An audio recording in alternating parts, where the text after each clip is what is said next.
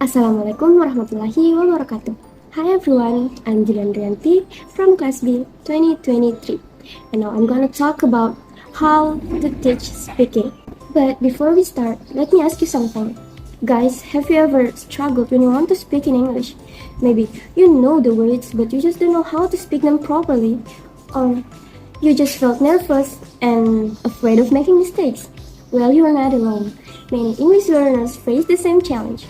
It because basically, guys, speaking is one of the most important skill for communication, but it also the hardest one to master. That's why teachers need the right strategies to help students speak with confidence. Okay, now let's start with the audiolingual method, which was developed by Charles Fries and Robert Lado during World War II, when soldiers needed to learn foreign languages quickly and accurately. This method is based on habit formation and behavioral psychology. That means students learn through repetition and drills until their speaking becomes natural. Okay, here's the strategy of the audiolingual method.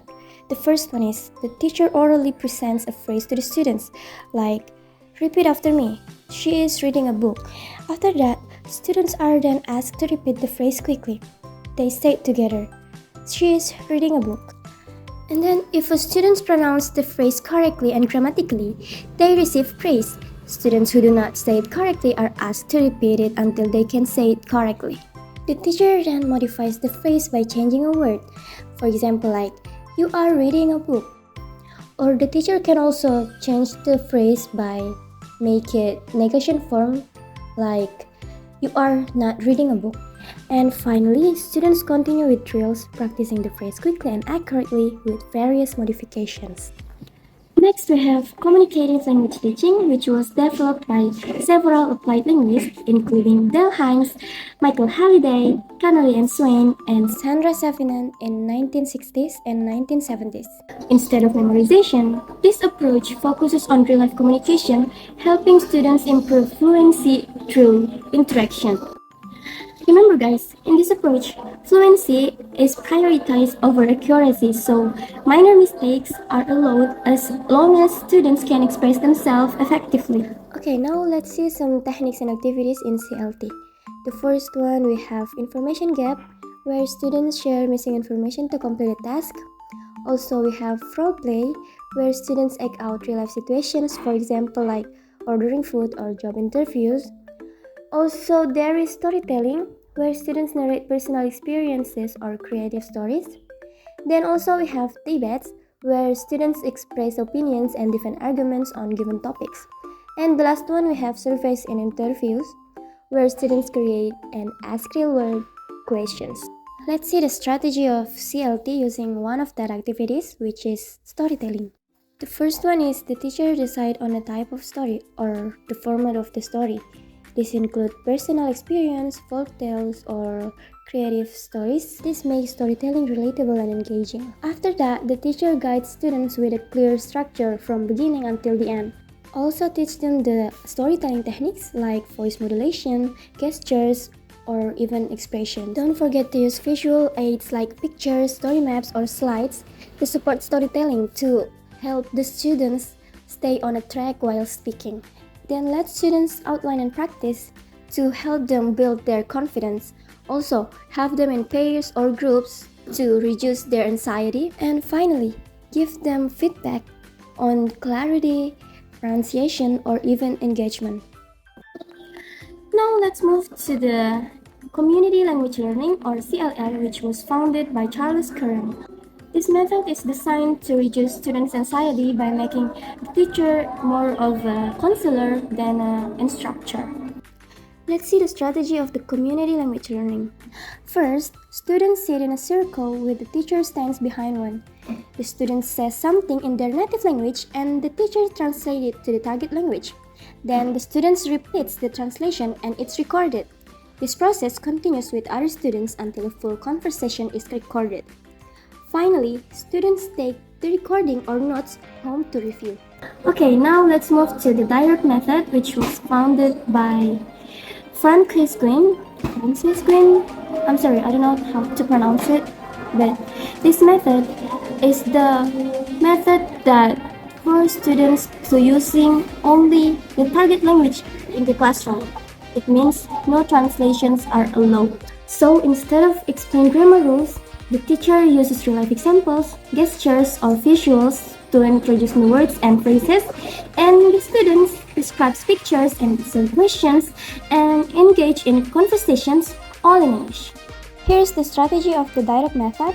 The first one is the teacher introduces new vocabulary using pictures or real objects. Then the teacher describes the objects or scenes using complete sentences in English. Then the teacher asks questions in English and students responded in English as well. Remember that grammar is taught inductively through exposure rather than explicit instruction. Also, pronunciation correction is emphasized.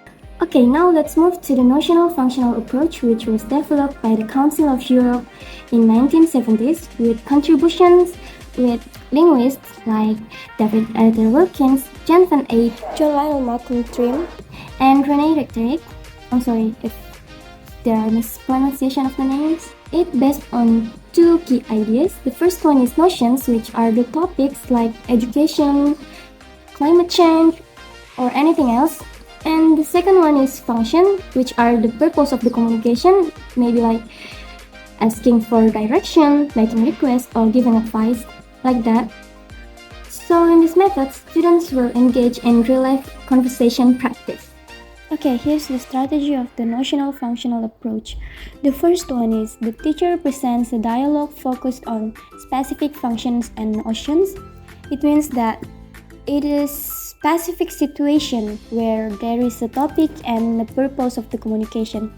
After that, students practice with classmates and create their own role plays. And then they complete written exercises to reinforce learning. Finally, they apply their skills, their learning by practicing real-life dialogues in the community. Okay, let's move to the experiential language teaching or ELT. This method is all about learning by doing. So this method was inspired by John Dewey, an American educator who believed that experience is the best teacher. He said that people learn best when they are actively involved, not just sitting and listening. Okay, now let's see the strategy of the experiential language teaching. First, the teacher selects a real-world task like ordering food or asking for direction. Then key vocabulary and phrases are introduced. For example, like maybe for ordering food, the phrases may be like, may I order something, or do you have something sweet, or anything, etc. Then the teacher guides students in planning their roles and approach. The teacher also facilitates the task activity, allowing students to use English in a real or simulated situation. After that, the teacher encourages students to reflect on their experience and provides feedback. And finally, the teacher helps students improve by discussing challenges and practicing again if needed.